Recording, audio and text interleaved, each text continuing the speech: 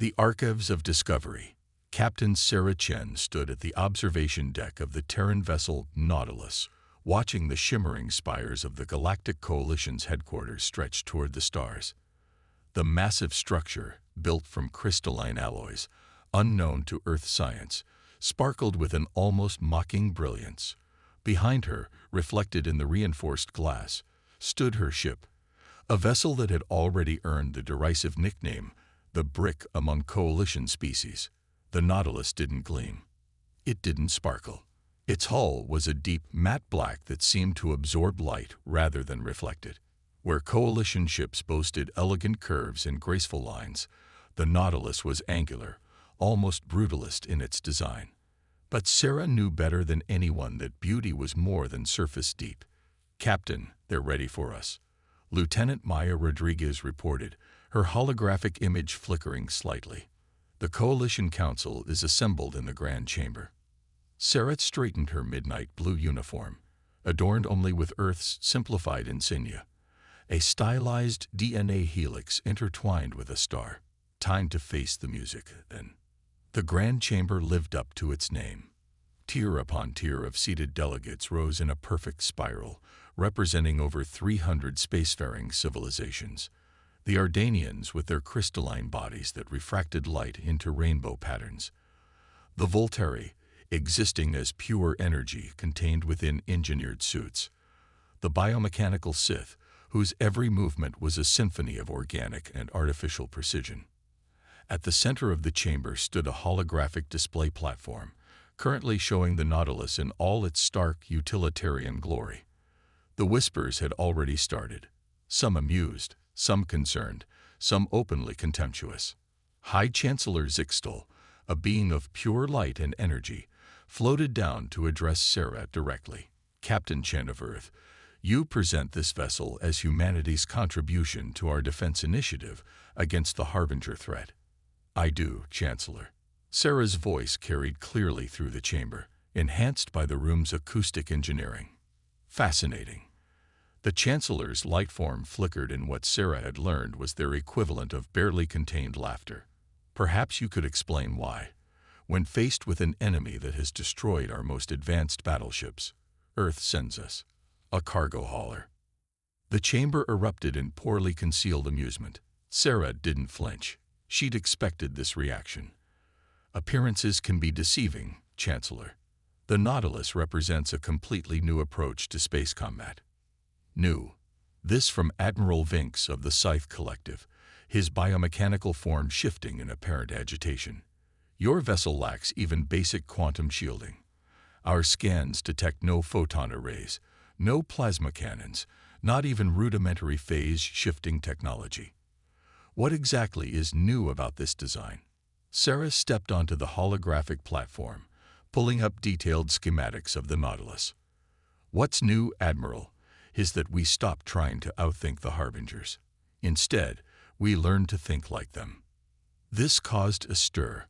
The Harbingers, massive organic mechanical hybrid entities that had appeared at the edge of known space 2 years ago, had proven devastating precisely because of their adaptive capabilities. No weapon worked against them twice. No defense held up under their evolving attacks.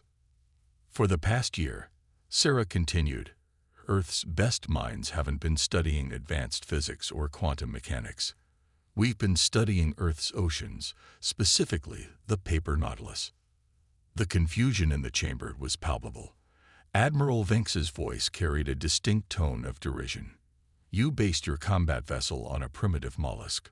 We based our entire approach on it," Sarah corrected. "The paper Nautilus creates its shell not for defense, but for efficiency. It's a perfect example of how nature solves complex problems with elegant simplicity."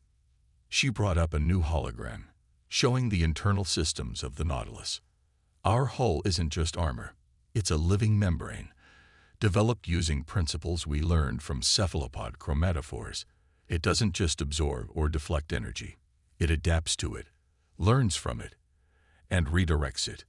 The chamber had grown quieter now, the earlier amusement fading as Sarah detailed the ship's capabilities. "The primitive design you mock is precisely what makes it effective. The Harbingers adapt to complexity. Their entire existence is based on identifying patterns and developing countermeasures. But nature is both infinitely complex and elegantly simple. She turned to face the Chancellor directly. You've tried to outthink them, to outtext them. We're proposing something different. We fight like them. We adapt. We evolve. Every shot they fire teaches our hull something new. Every attack makes us stronger. Impossible, Admiral Vinks declared, but there was a note of uncertainty in his voice now. No biological system could withstand the energy weapons the Harbingers employ. Sarah smiled. Would you care for a demonstration? The silence that followed was deafening. Finally, Chancellor Zixtal spoke. You are proposing a live fire test of your vessel. I am. Choose your strongest weapons. Bring your most advanced ships. Attack the Nautilus with everything you have. Sarah's confidence wasn't bravado. It was backed by months of testing, countless simulations, and the combined brilliance of Earth's scientists who had looked to nature for answers when technology alone had failed. The council chambers erupted in discussion. Sarah waited patiently, knowing that curiosity would win out over skepticism. She thought about Dr. Patel and his team back on Earth, who had spent countless hours studying the paper Nautilus, marveling at how this ancient creature had solved problems that stumped their best engineers. Finally, Chancellor Zixtal raised his hands for silence. The Council accepts your challenge, Captain Chen. Tomorrow, you will demonstrate your vessel's capabilities against our most advanced combat ships. I hope, for humanity's sake, that your confidence is not misplaced. As Sarah left the chamber, she heard the whispers resume. Let them talk. Let them mock. Tomorrow, they would learn what humanity had always known. That the greatest innovations often come not from pushing forward, but from looking back to the elegant solutions nature had already perfected. The real test would come soon enough, when the Harbingers arrived. But first, she had a point to prove, and a lesson to teach about underestimating humanity's capacity for innovation. Back aboard the Nautilus, Sarah placed her hand against the cool, dark hull. Beneath the surface, millions of engineered cells were already at work, learning, adapting, preparing. Tomorrow would change everything. And somewhere out there, the Harbingers were coming, unaware that humanity had found the key to defeating them not in the stars, but in Earth's own oceans. The greatest weapons, after all, were the ones your enemy never saw coming. Trial by fire. The Coalition's testing ground sprawled across an uninhabited solar system, its empty planets serving as silent witnesses to countless weapons demonstrations. Today, however, was different. The usual orderly queue of observation vessels had been replaced by a chaotic swarm of ships from every member species, all jostling for the best view of what many were calling humanity's last embarrassment. Sarah Chen stood on the Nautilus bridge, watching the Coalition's most advanced warships move into attack positions. The Scythe had sent their flagship, the Eternal Symphony, its biomechanical hull rippling with barely contained energy. The Ardanians had contributed 3 of their crystal ships, each one a masterpiece of engineering that could supposedly withstand the heart of a dying star. The Voltaire's contribution was practically invisible, a ship composed almost entirely of contained plasma and quantum fields. They're not holding back, Lieutenant Rodriguez observed from her station, her hands dancing over the neural interface controls. The Scythe vessel alone has enough firepower to level a small continent. Sarah nodded, her eyes fixed on the tactical display. Good. Dr. Patel, are our systems ready? Dr. Arun Patel's voice came through clear on the internal comms. The biomembrane is at optimal efficiency. All cellular matrices are primed and eager to learn. There was no hiding the excitement in his voice. After years of studying the paper Nautilus, after countless failed attempts to replicate its unique capabilities, they were finally ready to show the galaxy what they had achieved. Coalition Command to Terran Vessel Nautilus. Admiral Vinks's voice carried the same condescension from yesterday's council meeting. This is your final opportunity to withdraw from this demonstration. We cannot guarantee your crew's safety against weapons of this magnitude." Sarah allowed herself a small smile. "Noted, Admiral. Please proceed with your attack at your discretion. Nautilus stands ready." There was a pause. Then, "Very well. May whatever gods you believe in have mercy on your souls." The attack began without further warning. The Eternal Symphony opened fire first, its quantum lance cutting through space with enough energy to split a planet. Behind it, the Ardanian vessels released a barrage of crystalline torpedoes, each one containing the concentrated essence of a solar flare. The Volteri ship simply pulsed, sending out waves of pure entropy that should have unraveled the very atoms of anything they touched. On the Nautilus's bridge, no one moved. No evasive action was taken. No point defense systems activated. The ship simply waited, its dark hull absorbing light like a void given form. The quantum lance struck first. Where it touched the Nautilus's hull, something extraordinary happened. Instead of penetrating or being deflected, the energy seemed to flow. Like water over stone, it spread across the biomembrane, and with each passing second, the membrane learned. It analyzed the energy's frequency, its composition, its purpose, and it adapted. "First pattern recognized," Dr. Patil announced, his voice trembling with excitement. "The membrane is already synthesizing countermeasures, efficiency at 60% and climbing." The crystalline torpedoes hit next, their solar fury washing over the hull like a cosmic tsunami. Again, the biomembrane responded, its engineered cells working in perfect harmony to absorb, analyze, and adapt. Where the first torpedo had caused the hull to shudder, the second barely registered. By the third, the membrane was actually growing stronger. Remarkable. Admiral Vinx's voice had lost its condescension, replaced by something approaching awe. "Your hull. It's learning." "That's not all it's doing," Sarah replied. "Dr. Patel, show them what else we learned from our oceanic friends." The Nautilus's hull began to change. Like the chromatophores of a cephalopod, sections of the membrane shifted, transformed, evolved. The energy they had absorbed wasn't just being neutralized, it was being repurposed. Patterns of bioluminescence rippled across the surface, each one a perfect counter-frequency to the attacks being launched against them. The Volteri entropy waves arrived last, their reality warping power reaching out to unmake the human vessel. But the biomembrane had already learned from the previous attacks. It didn't just resist the entropy, it reversed it, creating pockets of hyper-organization that turned the waves back on themselves. "Impossible," someone breathed over the command channel. "They've turned their entire ship into a single learning organism." Sarah's voice was calm as she addressed the stunned coalition fleet. "The paper Nautilus builds its shell through a process of continuous adaptation. Every current it encounters, every predator it evades, every change in pressure or temperature, all of it teaches the shell how to be better, stronger, more efficient. We didn't try to improve on nature's design. We simply gave it the tools to express itself on a cosmic scale." On the tactical displays, the coalition ships had ceased their attack. The biomembrane's glow faded, but the changes it had undergone remained. The Nautilus was no longer just a ship. It was a testament to humanity's ability to see solutions where others saw only primitive simplicity. "Your weapons are impressive," Sarah continued.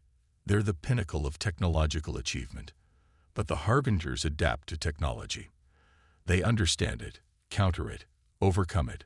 What they don't understand, what they can't understand, is the elegant simplicity of natural evolution. Every attack makes us stronger. Every encounter teaches us something new. We don't just survive. We evolve." The silence that followed was profound. Finally, Admiral Vinx spoke, and this time there was no trace of his earlier disdain. "The Council will need to reassess humanity's role in the coming conflict. Perhaps we have something to learn from your approach." As the coalition ships withdrew, their crews still processing what they had witnessed, Sarah turned to her bridge crew. "Well done, everyone. But remember, This was just a demonstration. The real test will come when the harbingers arrive. Dr. Patel's voice was thoughtful over the comms. The biomembrane has already incorporated everything it learned today. The next evolution will be even more efficient. Sarah nodded, watching the stars through the bridge viewport. Somewhere out there, the harbingers were coming, bringing with them weapons and defenses that had overwhelmed the galaxy's most advanced civilizations. But they had never encountered anything like the Nautilus. They had never faced an opponent that could match their ability to adapt and evolve. Nature, humanity had learned, was the ultimate teacher, and class was just beginning. The storm breaks. The warning came at midnight, ship's time. Sarah was reviewing simulation data with Dr. Patel when the Nautilus's sensors detected the first ripples of distorted spacetime. The signature calling card of a harbinger fleet emerging from the void. Multiple contacts. Lieutenant Rodriguez reported, her voice steady despite the gravity of the moment. Initial count suggests at least 30 harbinger vessels. Varying configurations. They're emerging along the outer rim of the Arcturus sector. Sarah straightened in her command chair, feeling the subtle vibration of the Nautilus's biomembrane as it began preparing for combat. Alert Coalition Command. How long until they reach the defensive line? At current velocity, 17 minutes. The Coalition fleet is already moving to intercept. Through the main viewport, Sarah watched as the Coalition's most powerful warships formed up in their practiced battle formations. The Scythe's biomechanical vessels created a perfect geometric pattern, their weapon systems humming with barely contained energy. The Ardanian crystal ships positioned themselves at key tactical points, their hulls refracting starlight into dazzling displays of power. The Voltairy energy vessels shimmed in and out of normal space, preparing their reality-warping weapons. Captain, Dr. Patel's voice carried an edge of excitement. The biomembrane is already analyzing the spatial distortions from their arrival. It's learning their fundamental frequency. Good. Keep me updated on any significant adaptations. Lieutenant Rodriguez, position us according to Coalition Command's orders. The orders, when they came, were predictably dismissive. Despite the demonstration 2 weeks ago, many in the Coalition still viewed the Nautilus as an untested experiment. They were assigned to the rear guard, tasked with observing and reporting. Sarah allowed herself a grim smile. Acknowledged, Command. Moving to designated position. The Harbinger fleet emerged fully into normal space, and Sarah felt her breath catch. The vessels were unlike anything she'd ever seen, even in the simulation footage. They seemed to exist in a state of constant flux, their forms shifting between organic and mechanical states with fluid grace. Where Coalition ships were defined by their adherence to physical laws, the Harbingers appeared to treat such laws as mere suggestions. Enemy fleet is launching their first attack wave, Rodriguez reported. Configuration matches none of their previously documented patterns. The Coalition fleet opened fire first, unleashing their full arsenal. Quantum lances, crystalline torpedoes, entropy waves, the most advanced weapons in known space streaked across the void. The Harbinger vessels made no attempt to evade. Instead, their hulls rippled, adapted, evolved. The first wave of attacks struck home with devastating effect. The second wave was less effective. By the third, the Harbingers had already developed countermeasures. Coalition Command is reporting shield failures across multiple vessels, Rodriguez announced. The Harbingers are using some kind of inverse frequency attack. Their weapons are bypassing our allies' defensive systems completely. Sarah leaned forward. Dr. Patel, what's the biomembrane reading? Fascinating. The scientist's voice was filled with professional excitement despite the dire situation. The membrane has identified the base pattern in their adaptation sequence. It's beautiful, really. They're using a quantum fractal progression, each iteration building on the last in a geometric. Doctor, Sarah interrupted gently. Can we counter it? Oh, yes, absolutely. The membrane has already begun developing a response matrix based on the paper Nautilus pressure adaptation sequences. We won't try to match their complexity. We'll do what nature does and find the simplest possible solution. Sarah nodded. Helm, move us forward. Coalition Command may not like it, but we're not going to sit here and watch our allies get slaughtered. The Nautilus glided forward, its dark hull absorbing light like a mobile shadow. Around them, coalition ships were falling back, their mighty defenses crumbling before the Harbinger's evolving attacks. The enemy noticed their approach. 3 vessels broke formation to intercept them. They're scanning us, Rodriguez reported. Multiple frequencies, trying to analyze our capabilities. Let them look, Sarah replied. They won't understand what they're seeing until it's too late. Dr. Patel, is the membrane ready? Ready and eager, Captain. Each cell is primed for adaptive response. The first Harbinger attack came in the form of a twisted beam of energy that seemed to exist in multiple phases of reality simultaneously. It struck the Nautilus's hull and simply flowed around it like water around a stone. The biomembrane rippled, learned, evolved. Direct hit, Rodriguez announced unnecessarily. No damage. The membrane is. It's not just deflecting their attacks, it's learning from them. Sarah watched as patterns of bioluminescence rippled across the Nautilus's hull, each one representing a new adaptation, a new lesson learned from their enemy.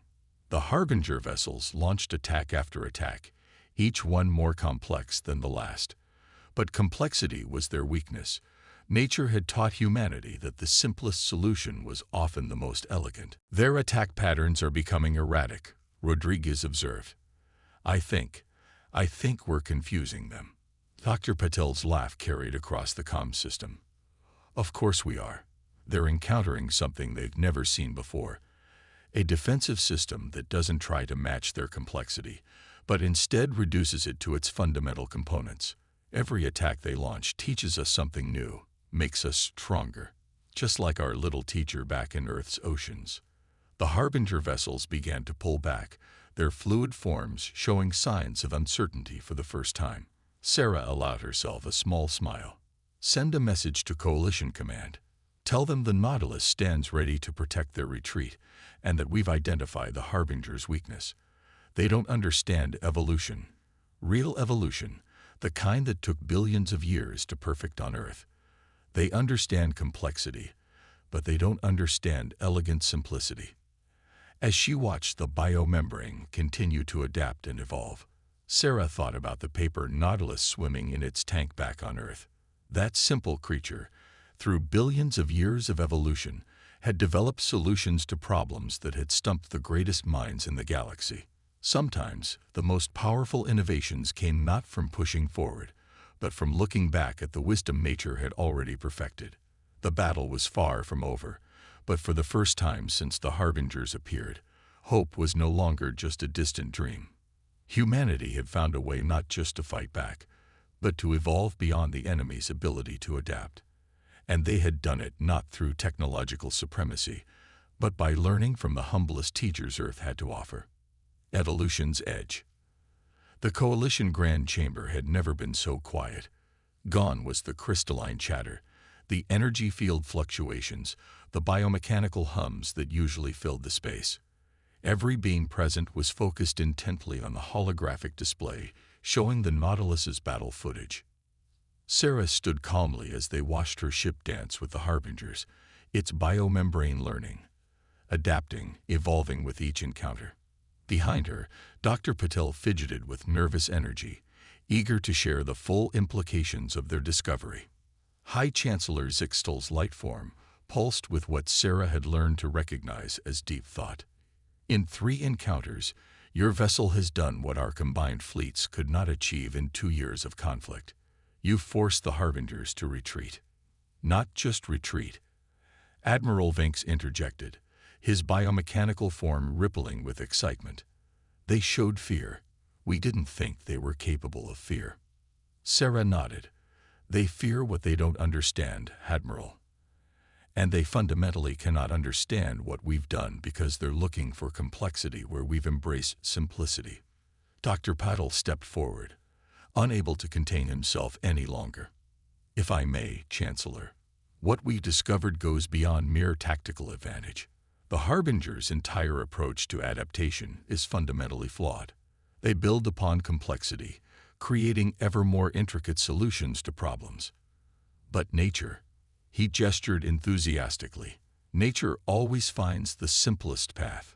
The chamber erupted in discussion. Sarah watched as coalition species debated among themselves, their previous disdain for primitive human technology completely forgotten. Finally, Chancellor Zixtal raised his hand for silence. You propose we abandon our advanced technologies. Return to biological solutions. The Chancellor's tone wasn't dismissive, but genuinely curious. Not abandon, Sarah corrected. Integrate. The paper Nautilus didn't teach us to reject technology. It taught us to think differently about how we use it. The Harbingers expect us to respond to their adaptations with increasing complexity. Instead, we let nature show us the elegant solution. The holographic display shifted to show the Nautilus's biomembrane in detail. Dr. Patel took over the explanation, his passion evident in every word. Look at how a paper Nautilus responds to pressure changes in the ocean. It doesn't develop complex mechanisms or energy fields. It simply allows its shell to flex and flow, distributing the force naturally. We applied the same principle on a quantum level. Admiral Vanks moved closer to the display, his sensors analyzing the data. And this can be replicated, applied to our vessels. Better than that, Sarah replied. It can be evolved. Each ship's membrane would learn and adapt independently, creating a fleet that becomes more diverse and resilient with every encounter. Just like life itself. The implications weren't lost on anyone in the chamber. The coalition had been trying to outthink the Harbingers, to stay one step ahead of their adaptations.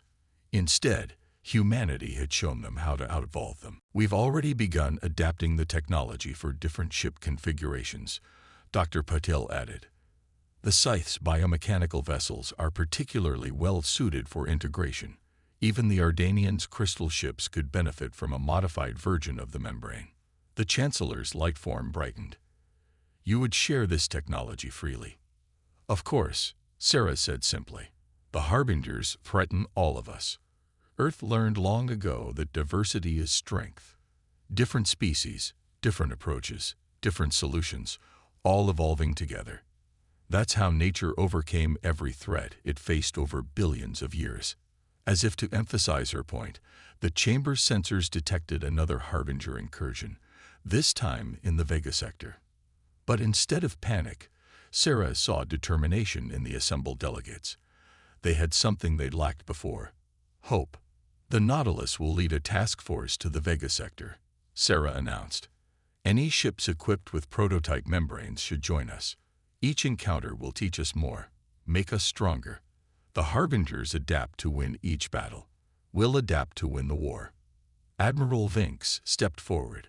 The Scythe Collective offers 3 vessels for immediate modification.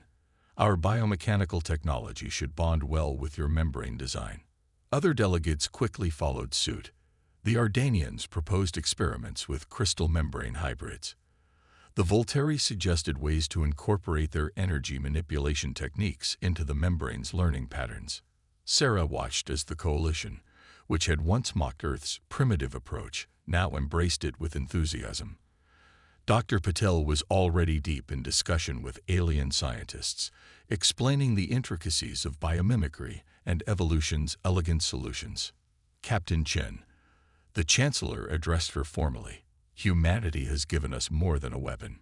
You've given us a new way of thinking about our place in the cosmos. Perhaps we were too quick to dismiss the wisdom that evolution has written into the simplest creatures. As the chamber buzzed with renewed purpose, Sarah thought about the paper Nautilus that had inspired it all. For millions of years, it had been perfecting its approach to survival, writing the answers to universal problems into its very being. Humanity hadn't needed to invent something new. They just needed to learn how to read what nature had already written. The Harbingers were still out there, still adapting, still evolving. But they were about to learn that billions of years of natural evolution had produced something far more powerful than their artificial adaptations could ever match. The wisdom of Earth's oceans was about to be written across the stars. Nature's victory. The combined fleet hung in the darkness of space like a living constellation. At its heart, the Nautilus led a formation unlike anything the galaxy had ever seen. Sith vessels pulsed with hybrid biomechanical membranes, their surfaces shifting and flowing like liquid metal. Ardanian crystal ships gleamed with newly integrated organic matrices that made them more resilient than ever. Even the Voltaire's energy vessels had found ways to incorporate the lessons learned from Earth's oceans. Sarah Chen stood on the Nautilus's bridge, watching the tactical display as hundreds of ships moved in perfect harmony. Each vessel's membrane had evolved independently over the past months, creating a diversity of adaptations that made the fleet as a whole stronger. Harbinger signatures detected. Lieutenant Rodriguez announced. Massive emergence event. They're bringing everything, Captain. The tactical display lit up as void dark shapes began tearing their way into normal space. Not dozens this time, not even hundreds. Thousands of Harbinger vessels poured through the dimensional rift, their forms more twisted and complex than ever before. They've been evolving too. Dr. Patel observed from his station. Look at those configuration patterns. They're trying to match our diversity. Sarah nodded. But they're doing it wrong. They're adding complexity, building layers upon layers of adaptation. They still don't understand. The Harbinger fleet moved to encircle them, their ships shifting through impossible geometries as they prepared for battle. Their first attack came not as a wave but as a storm. Thousands of weapons firing simultaneously, each one designed to counter a different aspect of the Coalition's defenses.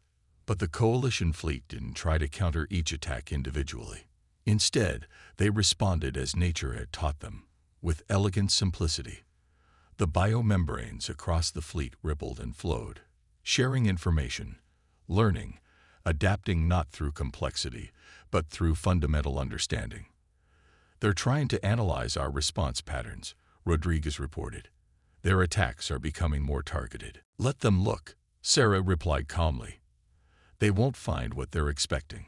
Dr. Patel, how's the membrane network performing? The scientist's voice was filled with wonder. It's beautiful, Captain. The individual adaptations are combining in ways we never predicted. The fleet isn't just working together, it's evolving together. Like an ecosystem responding to environmental pressure. The battle unfolded like a dance choreographed by evolution itself. The Harbingers launched attack after attack, each one more elaborate than the last. But with each assault, the Coalition fleet's responses became more elegant, more efficient. Where the Harbingers built complexity upon complexity, the biomembranes found simpler, more effective solutions. They're showing signs of confusion. Rodriguez noted. Their attack patterns are becoming erratic. Sarah watched as the Harbinger fleet's perfect formations began to break down. Their attempts to adapt were becoming desperate, throwing ever more complex solutions at a problem they couldn't comprehend. Nature had spent billions of years perfecting its responses to universal challenges, and now those lessons were being applied on a cosmic scale. All ships, Sarah broadcast to the fleet, initiate convergent evolution protocols. Show them what natural selection can really do. The Coalition fleet moved as one, each ship's membrane glowing with shared purpose. The Harbingers found themselves facing not just individual adaptations, but the combined wisdom of billions of years of evolution. Their complex solutions crumbled before the elegant simplicity of nature's answers. Their fleet is fracturing, Rodriguez reported, unable to keep the excitement from her voice. Multiple vessels showing signs of critical system failure. They can't adapt fast enough. The Harbinger fleet's coordination collapsed entirely. Ships began to retreat in disorder, their elaborate adaptations proving worthless against the fundamental principles they had never understood. Nature had taught humanity that the most powerful solutions were often the simplest, and now that lesson was being written across the stars. As the last Harbinger vessels flowed back into the void, the Coalition fleet's biomembranes pulsed with triumphant light. They had done more than win a battle. They had proven that the wisdom written in Earth's simplest creatures could overcome even the most advanced threats the cosmos could produce. In the aftermath, as coalition ships regrouped and began assessing their victory, Sarah stood in the Nautilus's observation deck, watching the stars.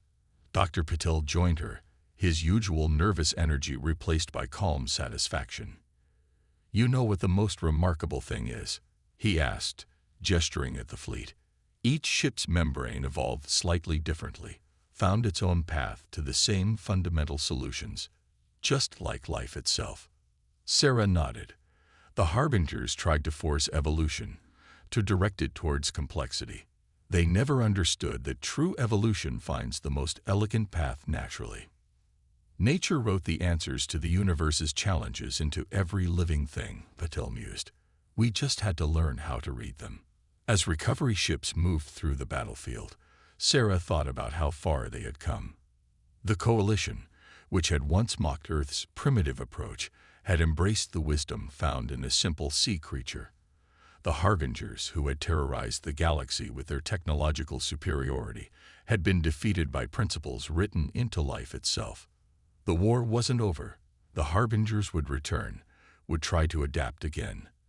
But they would face a galaxy that had learned to evolve together, combining the best of technology with the timeless wisdom of natural selection. Humanity had shown the way, not by pushing forward into complexity, but by looking back to the elegant solutions that had always existed in Earth's oceans. In the end, nature itself had proven to be the greatest teacher of all. The paper Nautilus, swimming in its tank back on Earth, had shown them how to reach the stars. And now those stars belonged to life itself, in all its beautiful, elegant simplicity.